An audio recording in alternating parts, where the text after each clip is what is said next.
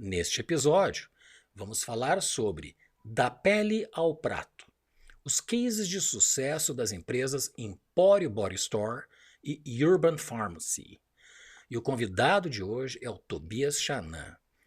Desde os 17 anos, ele é empreendedor em série. Criou em 97 a Empório Body Store, rede de varejo do setor de cosméticos artesanais, que em 2013, já com 150 lojas, fez uma fusão com a The Body Shop da Inglaterra, que culminou na venda total da empresa para esta, que é a maior rede de varejo de cosméticos do mundo. Na sequência, deu início a outro projeto, fundou em 2017 a Urban Pharmacy, um negócio de alimentação plant-based focado em nutrição, saúde e respeito pelo meio ambiente. De cultura empreendedora e DNA mão na massa, os cases de sucesso de nossos convidados são uma aula prática de estratégia, inovação e construção de marcas. Tobias, seja muito bem-vindo. Maurício, prazer estar aqui contigo, obrigado pelo convite. É uma honra aí poder participar do Pod Brand e poder contribuir aí com um pouco da experiência aí que eu venho tendo aí nessa jornada de empreender. Com certeza, nós é que agradecemos, obrigado pela aceitação do convite. A sua iniciativa de empreender desde adolescente sempre foi inovadora e repleta de conceitos ousados. Em uma palestra sua em 2013, você diz, abre aspas, as empresas têm alma. Define esse conceito e de que forma você aplicou o pensamento na criação da Empório Body Store e agora na Urban Pharmacy. Legal. Geralmente quando uma marca, né, ela é empreendida, né, criada, empreendida através de um empreendedor e não criada dentro do laboratório, ela é, na verdade, a expressão máxima do desejo daquele empreendedor. Muitas vezes até há uma visão aspiracional dele próprio, né? E a partir dessa visão, dessa expressão, né, a empresa ela vai tomando forma, né? Ela vai se materializando.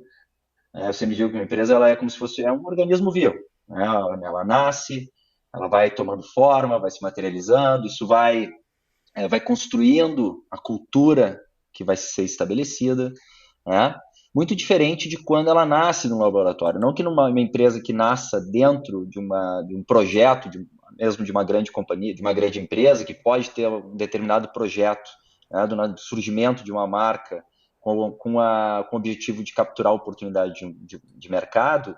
Claro que ela pode ter sucesso também na sua jornada, mas a tendência é que ela seja mais fria do que aquela empresa, né? A relação do consumidor com a marca, uma marca criada dentro do laboratório, tende a ser mais fria e mais distante do que uma empresa criada por um empreendedor, que é a expressão da sua paixão, a expressão da sua, como eu disse, da sua visão aspiracional, né? Então, agora, obviamente que essa alma, né, ela tem que estar impregnada na cultura da companhia, né? Porque ela não é, ela é algo, ela é muito subjetiva, né? Eu sempre lembro do case da The Body Shop, que foi a companhia que nós fizemos a fusão no Empório Body Store. A The Body Shop ela foi basicamente uma expressão máxima da Anita Roddick, que foi a fundadora da The Body Shop nos anos 70, quando ela era uma ativista e criou a empresa para financiar as causas pessoais. Então ela vendia cosmético para financiar as causas pessoais dela. O cosmético era o meio e não o fim. Então eu acho que essa é a característica de uma empresa com alma, quando o produto é o meio de uma entrega maior, uma entrega que transcenda o produto que é consumido pelo consumidor. Obviamente que isso não significa que ela seja só e unicamente paixão. Tem que ter gestão, né? Tem que ter entrega de valor clara, né? Tem que ser uma empresa profissional, tem que parar de pé, né? Evidentemente. Mas sem dúvida alguma, quando uma empresa ela nasce do empreendedor, da paixão do empreendedor, ela tem realmente um potencial de ser algo muito maior, de engajar pessoas, principalmente nos dias de hoje, né? Quando a gente fala da importância de ter comunidades ao redor de uma marca. O dono colocando, arriscando a pele dentro do negócio. Exato. Já que tu mencionaste na Anita Roddick, ela é fundadora da The Body Shop, na Inglaterra, e hoje com mais de 3.000 lojas no mundo. Me parece que a Natura adquiriu esse grupo. Ela foi uma inspiradora para sua jornada empreendedora. Quais lições aprendeu com ela e como foi a fusão da Empório Body Store com a The Body Shop em 2013 e depois a venda definitiva em 2014? Legal. Eu conheci a história da Anitta ali no final dos anos 90, quando eu já estava empreendendo em Empório Body Store. E para mim foi uma virada de chave, né? Porque eu comecei a Empório Body Store de forma bastante intuitiva. E quando eu li um livro chamado Meu Jeito de Fazer Negócios, da Anita Roddick, para mim fez todo sentido o empreender, né? Naquele momento, ficou claro para mim que o papel do empreendedorismo essencialmente é gerar valor, né? É gerar valor social, ambiental, é realmente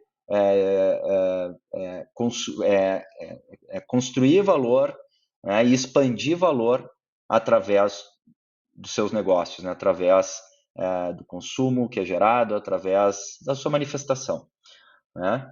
Então, nesse sentido, foi o que para mim assim foi quando virou essa chave, né? Quando eu realmente ficou claro para mim que vai muito além de construir negócios para que a gente gere única e exclusivamente consumo, né? Mas é o como nós fazemos isso. Eu gosto muito, eu muitas vezes me questionei assim, o que é realmente mais importante, né? Quando a gente pensa lá no Golden Circle, né? É o why ou é o how? Né?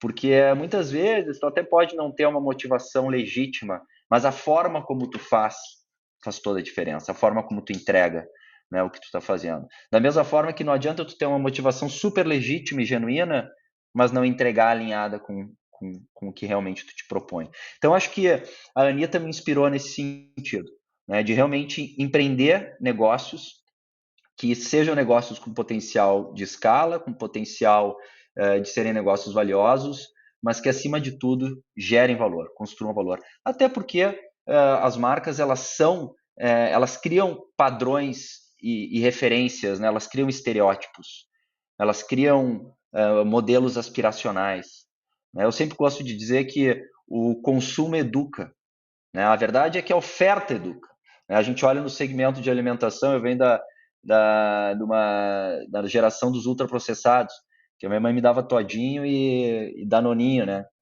como merenda escolar. Aliás, o danoninho não vale por um bifinho, né? Isso é uma grande farsa.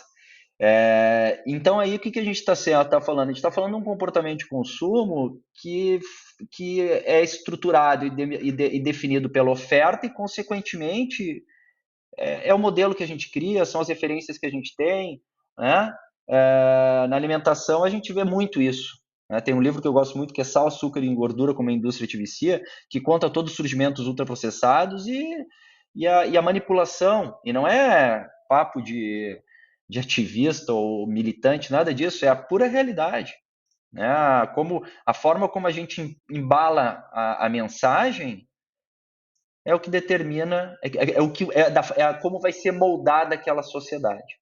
Aliás, eu estava nessa discussão até com a Elisa, minha irmã, semana passada, se o consumo molda a oferta ou a oferta molda o consumo. Eu tendo a achar, obviamente que o consumo molda a oferta, mas nos dias de hoje, com uma predominância da indústria e das marcas como existe, a oferta tem um poder muito maior de moldar comportamentos de consumo e, consequentemente, modelos de sociedade, modelos comportamentais. Então a Anitta para mim foi uma grande referência, é a grande referência como empreendedora até hoje, né? Começou nos anos 70, ela não é mais viva, ela já é falecida, mas para mim ela realmente foi a expressão máxima. Claro que tem outros também, empreendedores muito, assim como a Patagônia, né? Negócios importantes que realmente geram valor, mas ela fez isso numa época em que só se tinha realmente que o modelo a ser seguido, ela realmente foi muito transgressora, né? Quando a gente pensa naquele modelo que era o modelo dos anos 80, anos 90, e ela rompeu com isso. Bom, como foi essa fusão do The Body Shop, a gente vinha expandindo o Empório Body Store pelo Brasil e tinha um sistema de franquias bastante consolidado, né? A gente nasceu aí eu sempre digo que eu comecei cozinhando, eu sempre digo que a minha relação com as panelas começou bastante diferente de hoje, que eu tenho uma marca de alimentação, eu comecei cozinhando sabonetes, e dessa panela e desse fogão foi uma lojinha, foram duas, até que a gente começou a expandir através do sistema de franquias, e aí implantamos mais de 150 lojas no mercado brasileiro. A gente realmente conseguiu consolidar um sistema de franquia muito bem estruturado, né, com 70 franqueados, cada um com pelo menos duas lojas, o que é um indicativo de saudabilidade para o modelo de franquia. Tínhamos aí um portfólio de produtos bastante também com uma boa performance, com mais de 200 SKU, 270 SKUs. Nós, na época, no Empório Body Store, nos tornamos uma love brand, né? Tínhamos clientes que tatuaram o manifesto da marca. Era incrível assim a relação das pessoas com a marca, e fizemos isso numa época que depois do Boticário não tinha vindo nenhuma outra rede de franquias, né, ou de cosmético que conseguia realmente furar aquela bolha e se estabelecer no mercado tão competitivo. A The Body Shop, por outro lado, ela havia sido comprada pelo Grupo L'Oréal, e alguns anos depois, ela tinha sido comprado, na verdade, acredito que 55% ou 60% da companhia havia sido comprado pelo Grupo L'Oréal. A Anitta ainda era viva, e alguns anos depois dessa compra, a Anitta veio a falecer. E aí a L'Oréal adquiriu toda a companhia. E o que aconteceu é que, com o falecimento da Anitta, a The Body Shop, voltando para o tema anterior, ela perdeu a alma.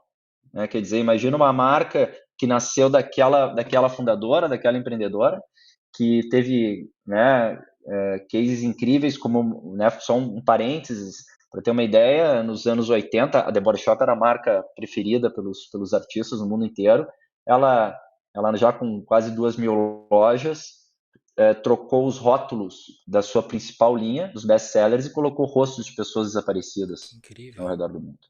Incrível. Então, aquela coisa, né? O produto sempre como meio de uma causa maior. E aí houve o falecimento dela, e a The Body Shop começou a virar uma marca promocional. Esfriou, perdeu a alma, né? E começou a virar uma marca promocional. E o Grupo L'Oréal passou a procurar, ao redor do mundo, uma marca que pudesse aquecer de novo, emprestar a sua alma, né, para a The Body Shop, e com isso trabalhar esse reposicionamento da The Body Shop no mundo inteiro, dado, né, haja visto que a Anitta havia falecido. Bom, o mercado brasileiro, somado a isso, o mercado brasileiro era aí o terceiro mercado, brigando pelo segundo lugar no ranking, o maior mercado de cosméticos do mundo, em consumo de cosméticos do mundo. Em algumas categorias era primeiro, como linha de cabelo, capilar, body care, se não era o segundo, era o primeiro colocado. O Empório Body Store bebeu muito dessas referências da The Body Shop, e quando eles chegaram e foram olhar o mercado brasileiro, eles encontraram uma marca que eles diziam que era a alma gêmea, né, que era o casamento perfeito, porque de fato a gente tinha causas também, a gente tinha muita sinergia com o que a Anitta fazia, e, como eu disse, um sistema de franquias consolidado, né, nos principais shoppings, 150 lojas, faturávamos por metro quadrado igual ou até mais do que a The Body Shop, né, nas suas lojas, um portfólio de produtos bastante bem estabelecido, e aí com isso fez todo sentido para eles a fusão. Para nós também foi, obviamente, a concretização, digamos assim, de enfim, para nós fez muito sentido, porque era a The Body Shop, né? Não só uma multinacional, mas a The Body Shop, né? E aí, com isso, a gente idealizou um novo ponto de venda. Ainda na minha gestão, nós criamos esse novo ponto de venda, que inclusive é o ponto de venda que hoje figura no Brasil, da The Body Shop, foi criado ainda na minha gestão. E hoje a The Body Shop é do Grupo Natura. É muito interessante esse processo todo, porque para Body Shop da Inglaterra, eles podem ter tido um rejuvenescimento sobre as origens né, que a Anitta protagonizou quando ela criou a empresa, com a cultura da Emporium Body Store. Né? Perfeito. Isso deu uma injeção de adrenalina, vamos chamar assim, dentro da gestão. Falando. E desculpa de ter, e uniram coisas importantes, né, Maurício? Então, por exemplo, como eu falei, tinha todas as questões de sinergia entre as marcas, né? O Emporium Body Store como uma marca que tinha muita alma, tinha muita essência, tinha muita cultura, porque foi uma expressão do fundador e das pessoas que vinham empreendendo junto à marca. E, ao mesmo tempo, nós estávamos presentes praticamente em todo o Brasil. Quer dizer, o Brasil é um país difícil para marcas que chegam, especialmente quando sai do mercado de São Paulo, tu sabe bem, né? Quer dizer, o comportamento de consumo é muito diferente do sul ao norte, né, do Brasil. Então também aí tinha uma curva de aprendizado que seria certamente abreviada e com isso traria muita economia para a companhia também. Né? Quer dizer, ela já entraria jogando, né? Quer dizer, eu gosto muito de construir negócios que possam futuramente se associar ou fazer fusões com estratégicos. Eu acho que é um processo de ganha-ganha. Nossa, com certeza, com certeza. A expertise do mercado brasileiro que tu empreendeu, para eles foi uma curva de aprendizado Sem instantânea, né? dúvida, Com a exatamente. aquisição da empresa. Sociedade primeiro e depois a aquisição. Falando do Simon Sinek, que tu mencionou, do Golden Circle, eu tenho frequentemente usado elementos desse pensamento. E a conclusão que eu cheguei em relação ao why, o how e o what, menciono inclusive no meu livro, A Árvore da Marca, é que a maioria dos empresários, eles não têm racionalmente conhecimento ou entendimento do seu why, mas tem capacidade, habilidades no how e no what. Mas mesmo não sabendo o why de maneira tão clara, ele executa muito bem a operação, mas atrás desta operação existe uma propriedade da essência desse empresário, que podemos também chamar de propósito, que mesmo não conhecido, não tão claro, ele existe. E eu vejo que tem sentido o posicionamento do Simon Sinek por este princípio. Mas eu acho que o empreendedor ele precisa de um tempo e muitas vezes é dolorido descobrir, né, chegar à descoberta do que Perfeito. motiva ele, né? Mas Perfeito. existe a motivação. Com certeza. Via de regra, né? Claro que. E eu não estou falando aqui só de motivações, digamos, nobres, né? Independente da motivação. Agora, eu acho que o importante é que essa motivação ela transcenda, né? Ela quer dizer, ela seja algo realmente bastante aspiracional. Eu acho que eu gosto muito também, e a gente também já exercitou muito esses conceitos. E o que me parece é que eu concordo contigo, o why, especialmente o why, né, que é a motivação aí original, né, o propósito, digamos assim, a missão, ela está na cabeça do empreendedor e muitas vezes ela não está no papel, ela não tá materializada em palavras. Mas ao mesmo tempo, uma coisa que eu aprendi é que a importância de tu materializar esses drives conceituais, para justamente quando tu toma a decisão de expandir o negócio. Porque é nesse momento da expansão e durante a expansão que o negócio tende a se desvirtuar. Então, esse é o grande ponto. Enquanto o negócio é pequeno, enquanto o negócio está sobre as asas do empreendedor, está tudo certo. Agora, quando ele parte para uma expansão, e a gente viveu isso, se isso não está muito enraizado na cultura, e para estar enraizado na cultura, ele tem que estar materializado em palavras, ele tem que estar claro para as pessoas. Se isso não está claro, a tendência é que a gente desvirtue do caminho e comece a tomar decisões equivocadas, desde a estratégia de portfólio de produto até indicadores e premissas do negócio e que vão falar muito sobre a sua cultura também, né? Então, mas eu tendo, hoje eu penso, como eu acho assim que o why, ou o propósito, é algo extremamente aspiracional, eu tento buscar na Urban Pharmacy o que é mais tangível para as pessoas e que deixa mais claro quando a gente pensa também em gestão, que é o como a gente está fazendo isso, que é o que a gente entrega de valor para essas pessoas, né? E efetivamente qual é o posicionamento do nosso negócio. Eu acho que isso, para mim, hoje são os temas mais importantes, assim. Como é que a gente está fazendo isso que a gente vem fazendo, né? O que a gente está fazendo alinhado com o propósito, né? Ou a gente está desviando muito, né? A gente pelo menos está mirando e perseguindo ele, né? O que realmente a gente entrega de valor e será que as pessoas percebem o que a gente acha que entrega de valor? Porque isso é outra coisa, né, Maurício? Tem um gap gigante entre o que o empreendedor acha que está gerando de valor e o que as pessoas percebem que estão recebendo de valor na medida que elas consomem aquela marca, né?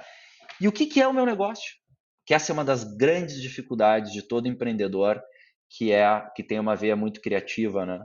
Que é colocar o negócio e explicar o negócio de maneira simples. Porque a tendência é que esses negócios, quando são de empreendedores muito criativos, que eles tenham muitos atributos, que eles tenham muitas possibilidades e perspectivas. Então, eu acho que a velha doutrina lá do Steve Jobs, né? O mais importante do que as escolhas é ter clareza das renúncias. Saber o que não deve fazer. Saber o que não deve fazer, saber o que não é, como simplificar. A simplificação, eu acho que é algo que realmente, se é possível construir uma marca que seja envolvente, sedutora, que inspire e ao mesmo tempo simples, eu acho que esse é o goal mesmo, esse é a mosca branca. É realmente uma grande declaração. Eu levei muitos anos para aprender isto. E eu acho que com essa tua resposta, a gente está abreviando ou criando atalhos para os novos empreendedores evitarem erros que eu mesmo cometi por não considerar a simplicidade ou a simplificação das coisas do processo Simplificação. como um fato determinante para a operação.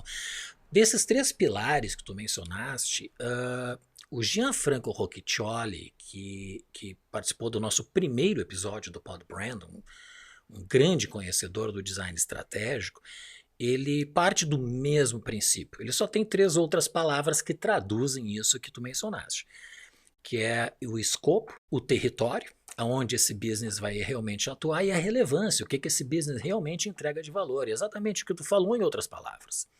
E aí ele constrói todo o processo e metodologia de planejamento estratégico a partir do design estratégico com estas premissas. Muito bom. Mais recentemente, você criou a Urban Pharmacy, um negócio de alimentação plant-based, baseado em três pilares: sabor, saúde e impacto social. Qual é o modelo de negócio da Urban Pharmacy e defina para a gente esses três pilares que sustentam esta estratégia. Perfeito. Bom, primeiro, um ponto importante, a Urban é uma marca que é uma marca plant-based focada no mercado de alimentação saudável, né? Quer dizer, nosso foco é incluir mais plantas na vida das pessoas, né? Quer dizer, aumentar o consumo de alimentos de origem vegetal, para que com isso a gente consiga também tornar as pessoas mais saudáveis. E aí tem um ponto importante, só voltando no que a gente estava falando, a gente percebeu isso depois de alguns anos, que nós não éramos, que as pessoas consumiam a Urban não porque elas queriam se transformar em veganas e vegetarianas, mas sim porque elas queriam ser mais saudáveis, deixar a alimentação delas mais saudáveis. Tanto que 60% do nosso consumidor hoje não é vegano nem vegetariano. E aí tem um tema muito importante, quer dizer, a gente tinha uma narrativa direcionada porque acreditava que as pessoas queriam fazer essa transição para o veganismo e vegetarianismo, e a gente descobriu que não. elas queriam pura e simplesmente melhorar a sua alimentação, mas queriam continuar consumindo os alimentos que, que gostam, enfim, né? Apenas tornar a alimentação mais saudável. Bom, a gente, na Urban, a gente trabalha o alimento, trabalha a cadeia de valor, então desde da cadeia de impacto, né, até que é como o alimento é produzido, onde o alimento é produzido, né, desenvolve refeições, hoje a gente está muito focado em refeições congeladas, prontas para comer, entregue em casa, né, com processadas minimamente, plant-based. Então, o nosso modelo de negócio, basicamente, nós somos um e-commerce. A Urban Pharmacy é um e-commerce, é uma loja virtual, que distribui os seus produtos através de um canal proprietário, que é o canal e-commerce, que representa aí 70% da marca. A gente expande o nosso e-commerce através de um modelo chamado e-commerce urbano, que são operações físicas bastante enxutas do ponto de vista de investimento de CAPEX, investimento inicial e custo operacional, e a gente leva até o consumidor final. E temos mais 2 canais no nosso modelo de negócio complementares, que são os canais de delivery app, que fazem compras e entregas mais instantâneas, e o canal B2B, redes varejistas, mercados, food service, restaurantes, que é um canal mais estratégico, que nos ajuda a gerar experimentação do produto, capilaridade, posicionamento de marca e aquecimento de novas praças. Então, nosso modelo de negócio ele é basicamente um modelo, nós somos uma food tech, modelo de uma marca de alimentação digital, que nasceu de um laboratório por 4 anos, um restaurante que tivemos em Porto Alegre, que foi uma das cidades mais inóspitas ao plant-based, mais carnívoras do Brasil. E foi incrível para nós, porque essa experiência de iniciar com um laboratório veio nos trazendo muita assertividade no desenvolvimento de portfólio. Principalmente uma cidade como Porto Alegre, né? Nasceu uma marca plant-based. E a partir daí, a gente, para dar escala para esse negócio, a gente encerrou o laboratório e transformou a Urban nessa marca digital, nesse e-commerce. E, de fato, a Urban ela surgiu por aquilo que eu falei no início, né?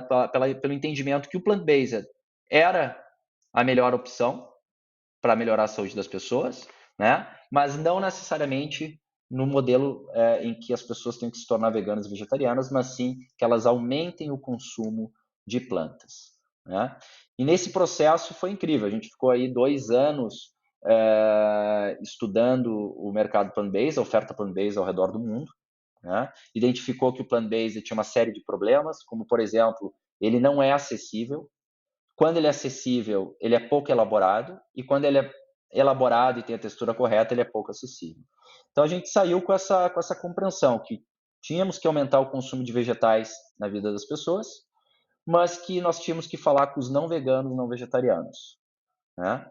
E com isso a gente implantou esse laboratório em Porto Alegre e depois de consolidar essa comunidade de não veganos, não vegetarianos ao redor da marca, a gente decidiu transformar a marca numa marca digital, como eu disse, fazer distribuição por esses canais, né, principalmente o e-commerce, e aí dar início à expansão. A combinação de forma e função é desafiadora neste caso, porque tem que entregar saúde e sabor. Exato. Enfim, não é tão simples E elaborar uma. conveniência. Saúde, sabor e conveniência. Falando em conveniência, como é que as pessoas conseguem acessar os alimentos da Urban Pharmacy se elas não estão próximos da base de produção dos alimentos? Uhum. Hoje nós temos o nosso e-commerce em Porto Alegre e São Paulo, a gente está em processo de expansão, né? Inclusive nós iniciamos aí recentemente uma rodada de captação para efetivamente acelerar a expansão do negócio. E então as pessoas que estão em Porto Alegre ou estão em São Paulo, elas podem adquirir direto pelo e-commerce. Nós temos aí um portfólio de mais de 40 SKUs, né, e especialmente refeições prontas.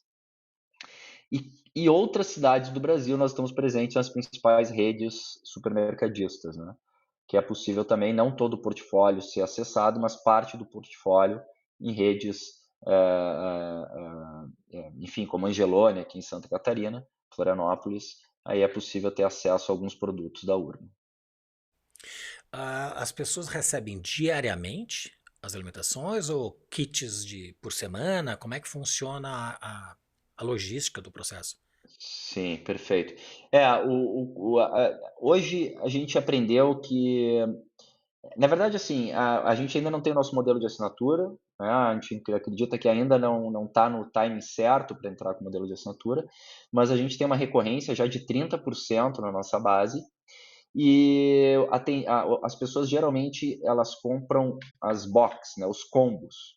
Então compram aí 16, 18 refeições aproximadamente e elas recebem em 24 horas na sua casa e aí com isso vão organizando a sua rotina. É incrível porque a gente faz aí pesquisas, né, e com os nossos consumidores a cada 60 dias e a quantidade de pessoas que não se imaginavam consumindo plant-based é incrível, mas a quantidade de pessoas que não se imaginavam consumindo comida congelada é muito maior, né? Porque a comida congelada ela carrega o estigma de não ter sabor, não ser saudável, não ter prazer, né? Aquela coisa, puta, vou ter que comer uma comida congelada. E na realidade ela é uma categoria altamente aderente à vida moderna, prática, Não tenha né? dúvida. Não requer pré-preparo, E 5 muitas minutos no vezes micro-ondas, mais barato, mais acessível que acessível, cozinhar em casa. acessível. Exato. O problema é que a comida congelada ela carrega o estigma e a imagem que ela construiu nos anos 70 de ser o início dos ultraprocessados e daquela comida de hospital, sem sabor, sem prazer e sem ser saudável, né? Então a gente acredita muito nesse replacement dessa categoria de realmente renovar essa categoria. Eu acho que voltando para a pergunta inicial, né, as empresas com alma, eu acho que esse é o papel do empreendedorismo também, renovar categorias de consumo que pararam no tempo.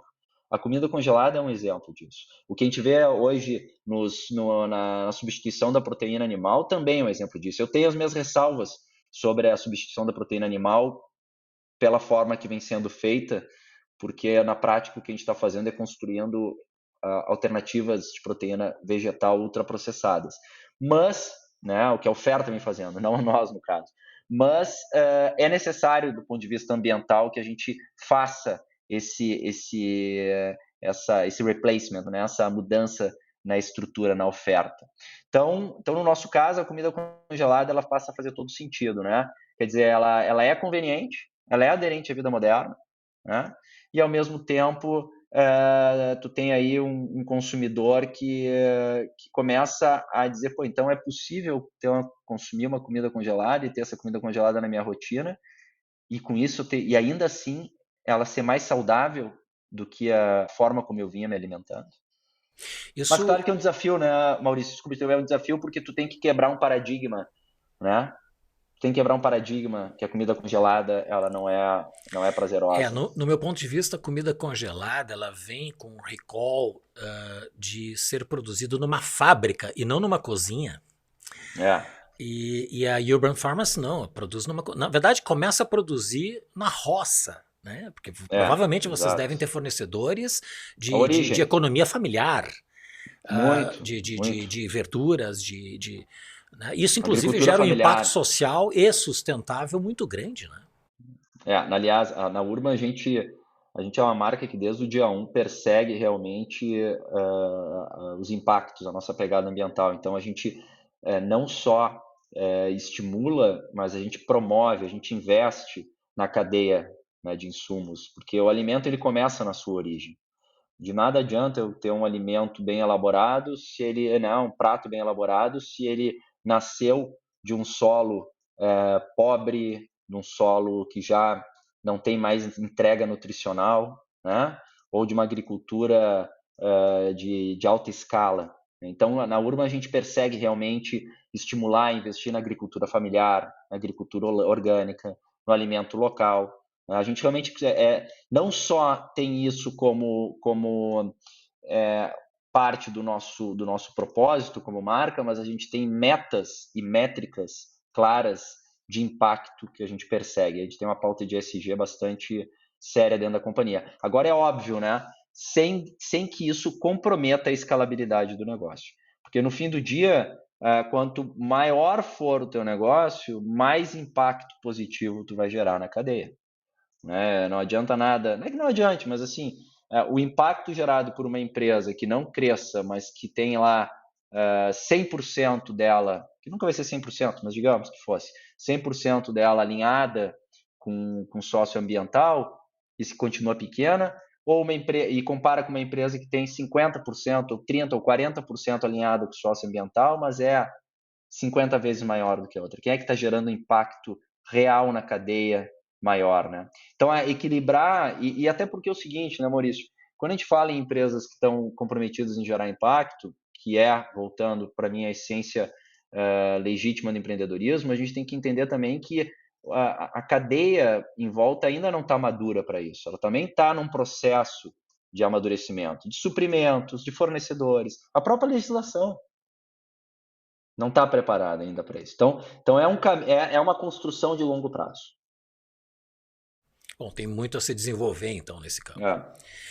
Você tem uma outra citação que eu considero de alto impacto também, abre aspas. Os indicadores de gestão de uma empresa definem sua cultura. De que forma os KPIs, indicadores-chave de performance, traduzem a cultura de uma empresa? Perfeito. É exatamente isso. Eu sempre gosto de dar esse exemplo, né? Quando eu comecei esse estudo da cadeia de alimentos, antes da Urban, me incomodava muito chegar em restaurantes e algumas marcas que colocavam assim, alimentos orgânicos sempre que possível, ou agricultura familiar, preferencialmente. Mas assim, sempre que possível, preferencialmente, pode ser 1%, pode ser 0,5%, pode ser 0,001%. E como é que tu realmente compromete o time a perseguir isso? Então, tu ter métricas claras, indicadores claros, né? Não só financeiros, mas de impacto na cadeia, né? Com relação obviamente, também toda a pauta, né? Como eu falei, a ESG, que envolve as pessoas, né? E eles serem tão relevantes quanto os indicadores financeiros é o que vai determinar se essa cultura está alinhada ou não com o que aquela empresa se propõe como marca. Porque, de novo, né? Por isso que aí entra o HAL. Esse é o HAL, né? Quer dizer, eu tenho o propósito que está lá no AI, que é tudo muito bonito, que é maravilhoso, que está na parede, mas como é que eu faço isso na prática, no meu dia a dia? Como é que eu realmente faço isso? Eu tenho indicadores de impacto na minha companhia ou não tenho indicadores de impacto? Eu tenho metas ou não tenho metas? Ou ele acontece, né? Porque senão, se isso não está claro e não está equilibrado com as métricas e as metas financeiras, são os primeiros que a gente vai abrir mão em momentos de crise, né? E aí, com isso, a empresa ela vai se esvaziando. Claro que tu aumenta o desafio.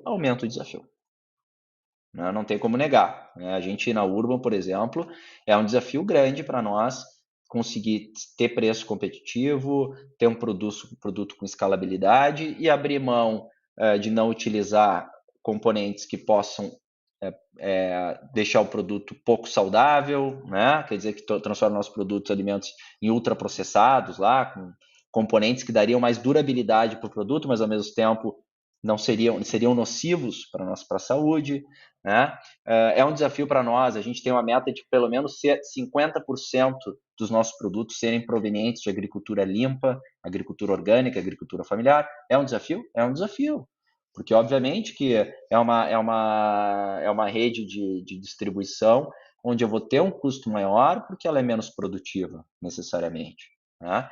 Mas, ao mesmo tempo, a gente busca que isso construa valor, que isso agregue valor ao produto, que isso aumente a percepção de valor sobre a marca. Né? E aí entra toda a parte de branding, de marketing, de comunicação, né? De packaging, para que as pessoas realmente consigam dar valor. E obviamente que isso também vai depender. É tudo muito complexo, porque ao mesmo tempo também, evidentemente, qual é o teu foco, qual é o teu nicho. Né? Então, no fim do dia, é uma conta também, né? Tem que parar de pé. Sim. A equipe precisa estar consciente e coesa desses princípios traduzidos em KPIs, né, em indicadores de performance. Exato, É. exato. Você considera que o empreendedor não necessariamente é um gestor? Quais são as diferenças no teu ponto de vista e de que forma se pode adquirir estas duas habilidades? Perfeito, né? Eu aprendi isso na prática, né? Eu acho que são perfis diferentes, complementares e alguns empreendedores conseguem unir esses dois perfis. O empreendedor ele tende a ser uma pessoa mais que tem uma característica forte de liderança, criativa, né, de abrir a mata, né, não é um exemplo muito bom, né, abrir a mata, mas de realmente acelerar o negócio, né, inspirar, criar aquela tensão positiva dentro do negócio. Mas a gestão, ela requer outras habilidades, ela requer outras expertises, outras habilidades, né? Planejamento, cadência, uma visão clara de gestão de time, de colocar as pessoas certas nos lugares certos. Então eu acho por isso que eu na Urban eu faço uma dupla na gestão da companhia com o Bernardo, que é uma pessoa que está comigo há mais de 15 anos, que é um gestor. Ele é um gestor. Ele também tem características de empreendedor, mas ele essencialmente é um gestor. Quer dizer, tem planejamento, tem cadência, tem responde rápido para mudanças, para corrigir rotas, né? Testa antes de colocar para rodar. E o empreendedor geralmente não é assim. O empreendedor geralmente coloca para rodar, né? Não tem essa cabeça de planejamento, essa cadência. Via de regra, alguns conseguem ter. E para desenvolver isso, eu acho que só realmente fazendo um trabalho de desenvolvimento pessoal em gestão, né? Quer dizer, realmente assim, estudando, né? Com muita mentoria, com muito trabalho de correção, de autoconhecimento. Então, eu tenho isso para mim, assim, que o empreendedor ele tende a ser um líder, né? Criativo, que constrói o aspiracional da marca, que traz a alma para a empresa, que constrói a cultura, mas ele, via de regra, não é um bom gestor. Não é um bom gestor. É uma combinação rara, né? É raro, A ser é raro. construída, inclusive. É. É. Desculpa, e tem também perfis, né, Maurício? Tem o empreendedor e o empresário que tem a característica de ter uma companhia, né, e que quer ter dividendos dessa companhia no longo prazo, e tem aquele que quer subir a rampa, que vai queimar caixa, mas que a companhia vai ganhar valor mais rápido. Né? Então, quer dizer, esse apetite ao risco. Isso é outra coisa. A tendência do gestor, né? Não estou dizendo aquele gestor tradicional, né? Mas a tendência do gestor também é ter menos apetite ao risco do que o empreendedor. Então, por isso que eu acho que essa combinação na mesma pessoa não é fácil de encontrar. Obviamente que existem, né? Mas eu acho que quando não é encontrada, é possível se criar um time coeso, consistente, de bons gestores, né? E o empreendedor ali batendo o bumbo e realmente fazendo esse papel de trazer, oxigenar a companhia. Né? Excelente. O seu avô leva a crer que ele tenha nascido na Turquia, correto? É. É. Ele disse uma frase muito reflexiva: só é grande quem já foi pequeno. Cite algum erro que tu tenhas cometido na gestão dos seus negócios que possa servir de orientação para os pequenos e médios empresários ou empreendedores novos evitarem a partir da tua própria experiência. Perfeito. Eu acho que assim, os erros que eu cometi geralmente assim, eu negligenciei muitas vezes a visão financeira do negócio. Né? Eu sou um tomador de risco, então eu acho que isso fez com que o negócio se tornasse mais caro do que poderia ter sido. Então, né, eu acho que não se deve, não pode negligenciar a área financeira, as projeções financeiras, né? Por mais que elas sejam um reflexo, né, e por mais que as projeções financeiras elas sejam estimativas, não ter conhecimento Porque a tendência é essa também. O empreendedor ele é muito bom em produto, ele é muito bom em liderar pessoas, em inspirar, em comunicar a marca, em se relacionar. Mas ele não quer fazer aquela parte chata de sentar e entender, mas deixa eu ver aqui as finanças, deixa eu ver como é que tá. A gente está qual é o nosso mesmo? Como é que essa empresa ela custa quanto? Quanto ela tem que vender? E eu fiz muitas vezes isso, de não fazer isso, né? Eu acho que isso é um grande erro, uma grande falha. Não tem como. Né? Eu acho que ter clareza, ter conhecimento, ter domínio sobre a situação financeira da companhia, ter minimamente um orçamento bem estruturado, projetado, reduz muito a chance de insucesso. Né? Então, eu acho que esse foi um erro que eu cometi. Outro erro que eu cometi, que eu demorei para aprender, né? A primeira vez que eu vi um organograma na minha vida, eu tinha 35 lojas. Um consultor, eu já estava, imagina, eu já estava com, acho que na época, 150 funcionários e, e nunca tinha visto um organograma. Nem sabia que existia, pra ter uma ideia. E aí a primeira vez que eu vi, eu disse, meu Deus, eu lembro que eu fui lá na casa do Chico, meu primo, disse, cara, olha isso aqui. E eu liderava as pessoas dando cargo e responsabilidade. Entregas. Ó, tu vai me entregar isso, tu é responsável por isso. Né? E então, assim, eu acho que esse nível de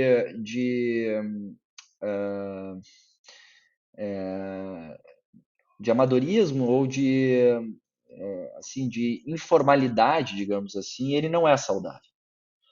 Não é saudável, porque depois para botar isso no trilho, a curva é muito grande e custa caro, né? Então assim, tu diz assim, tu é responsável por isso, então esse é teu cargo. Eu fechava a folha e dizia, para essa aqui eu vou dar R$100, né? Essa eu vou dar 50, para esse eu vou dar 150, porque outra coisa que isso cria um modelo de centralização total, né? Altamente centralizado. Então, eu acho que eu tendo a achar o seguinte, eu acho que também o empreendedor, de novo, tem obviamente que as exceções, né? Mas eu acho que o empreendedor também que tem muito conhecimento acadêmico, muito conhecimento, ele tende a paralisar. Porque na prática, empreender é risco o tempo todo, tu vender algo, tu fazer algo que as pessoas vão querer comprar é totalmente imprevisível, né? Não tem planejamento que vai te dizer se vai acontecer ou não vai acontecer. É uma aposta. É uma aposta. Mas eu acho que se tu faz isso de uma maneira muito solta ou muito informal ou muito sem conhecimento, sem profundidade, como eu disse, a chance do insucesso é muito maior, é mais trabalhoso, tem mais retrabalho e no fim do dia é mais caro. Né? É que nem plano de negócios, né, cara? Eu gosto de dizer o seguinte: para que serve um plano de negócios? Eu acho muito importante. Para quê? Porque te obriga a olhar o negócio. Coisa que também o empreendedor não faz. O empreendedor não para olhar o negócio, não para ver o negócio se tá, se não tá, o que ele toca. Vai lá, tá tocando o bumbo. Então, o plano de negócio ele tem essa característica também, que é o quê? Que é tu parar para olhar o negócio. O principal, cara, porque depois tu bota na gaveta. Tu não vai olhar lá, parei, deixa eu ver aqui o que eu botei no plano de negócio para ver para quem mesmo que a gente está vendendo. Não, tu até pode consultar, mas tu já provavelmente já ficou obsoleto. Provavelmente já mudou, né? Porque uma empresa ela é orgânica, é que nem uma pessoa, ela é um bebê, depois tem 5 anos, depois ela é um adolescente, ela vai mudando, né? Mas é necessário. Por que é necessário? Porque te obriga a olhar o negócio, te obriga a fazer essas reflexões difíceis. Mas por que mesmo que a gente existe? Mas como é que a gente está fazendo isso? E aí tu começa a encontrar uma série de gaps e que muitas vezes tu está atropelando. E de novo, né, Maurício? Velha história. Uma empresa, quando é pequena, é uma coisa. Quando ela decide crescer, expandir, é outro mundo, é outra coisa, né? Então, assim, não é, assim, a chance de insucesso é infinitamente maior. Sim, são outras exigências, né, que Outras surgem na exigências, expansão. Sim, com certeza. exatamente. Tobias, chegou o momento do pinga-fogo, O Pinga Fogo são 3 perguntas que eu faço a todos os convidados. A primeira delas: quais são as virtudes do empreendedor de sucesso? Eu acho que talvez a primeira e principal é a habilidade com pessoas. Eu acho que assim, se tem, uma vez eu ouvi isso, é uma grande verdade. O empreendedor, ele tem que conhecer gente, tem que gostar de gente, tem que conhecer gente, né? Conseguir, ou gostar que eu digo assim, ser hábil com pessoas. Tolerância a risco, né? Quer dizer, ter tolerância a risco. Capacidade de execução. Capacidade que eu digo é ter um senso de urgência para botar para rodar. Eu lembro que uma vez eu fui dar a gente fez uma mesa de bate-papo com o fundador da China Box, e eu estava conversando com ele, era uma palestra e tal, e ele falou assim, quando eu comecei meu negócio, eu estava lá na minha primeira feirinha com estante lá da China Box, acho que nos anos 80, final dos anos 80, início dos anos 90, e chegou um cara e disse assim para mim, puta, olha, eu, tu tava olhando o teu negócio aqui, cara, eu tinha essa mesma ideia de fazer um negócio como o teu. Aí ele olhou pro cara e disse assim, pois é, tu teve a ideia, eu resolvi fazer. Então, assim, o empreendedor botar para rodar, né, senso de urgência de botar para rodar é outra capacidade, outra skill muito importante, né? Tolerância a risco, botar para rodar, executar, né? Habilidade com pessoas, e acho que uma mente inconformada é necessário. Talvez para alguns modelos menos, para outros mais, mas esse desejo de transgredir o status quo, né, o modelo estabelecido. Acho que isso é importante quando a gente pensa também em criar produtos e criar marcas que realmente vão conseguir aí engajar pessoas de forma relevante. O que diferencia os sonhadores dos fazedores?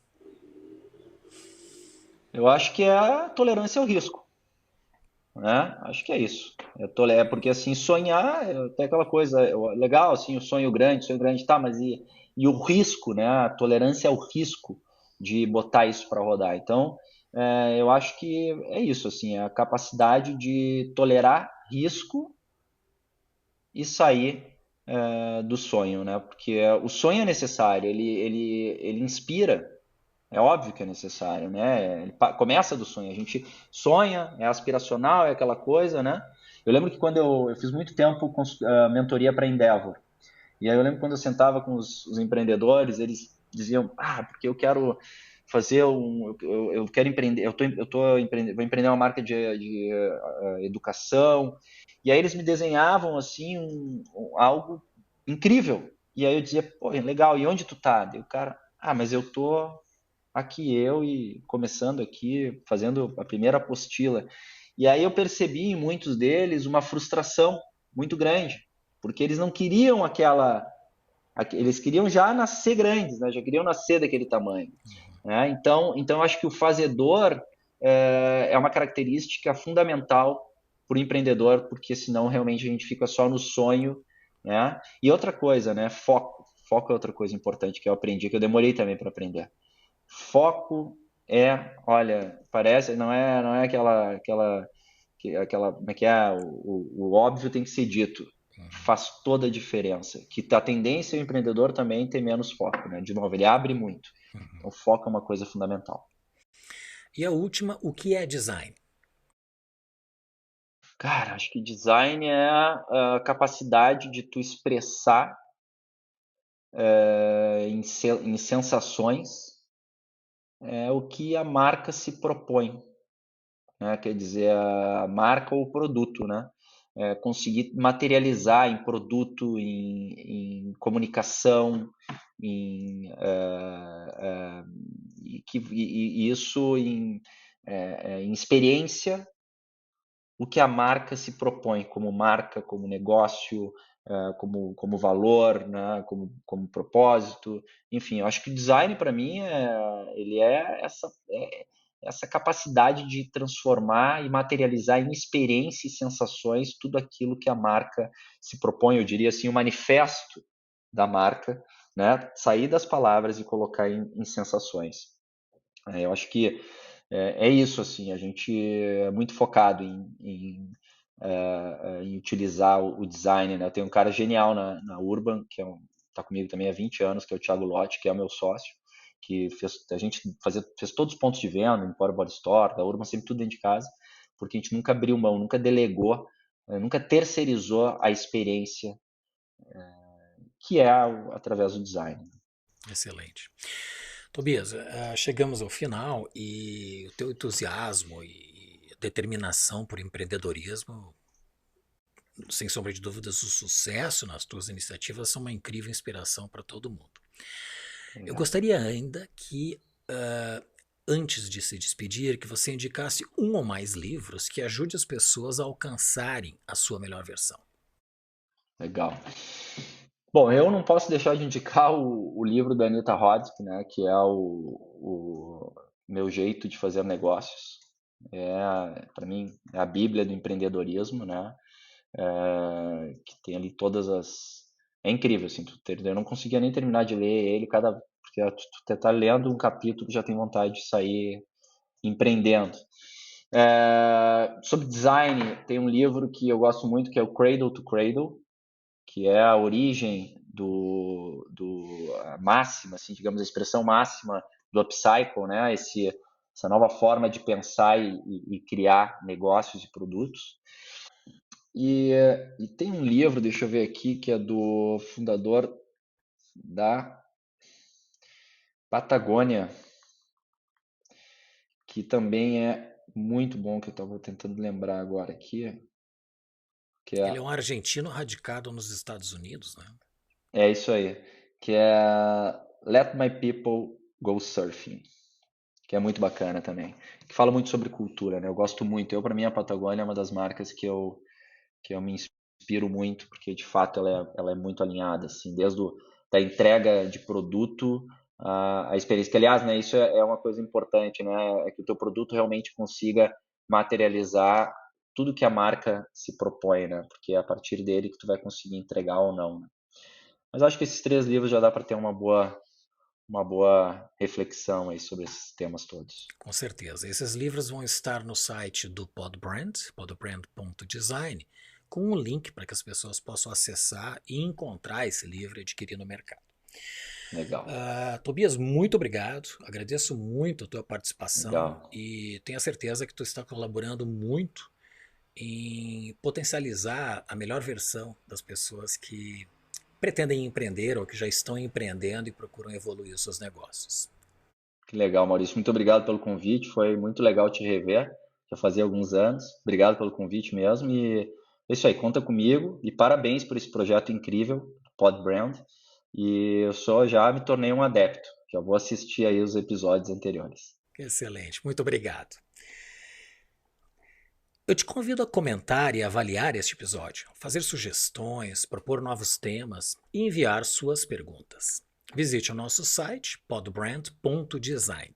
Teremos sempre a programação atualizada, recomendação de livros como estes que o Tobias nos indicou, e você poderá se registrar no grupo dos Podbranders.